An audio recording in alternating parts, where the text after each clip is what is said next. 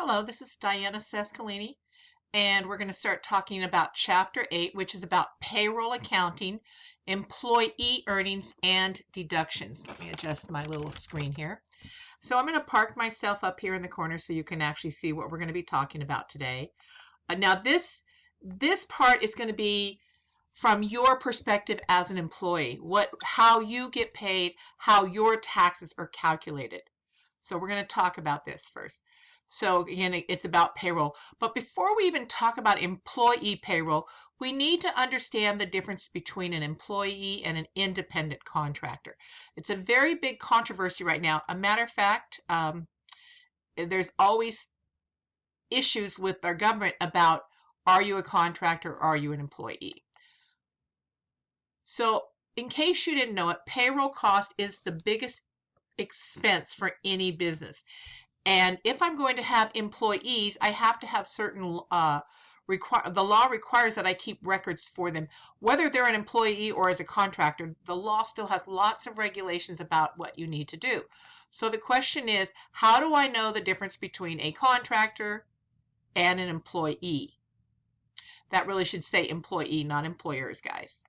Here are the characteristics of an employee. They work under the control and direction of an employer. So here are examples of employees.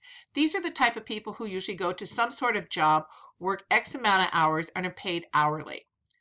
But an independent contractor, they perform a service for a fee. The biggest issue is they do not work under the control and direction of the actual company paying for the services. So here's some examples.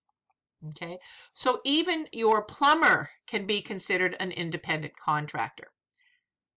So just so you know, if you're an employee, there's lots of laws and regulations. I have to take taxes out of what I pay you. I have to maintain payroll records, and I have lots of reports to file to the government and the IRS.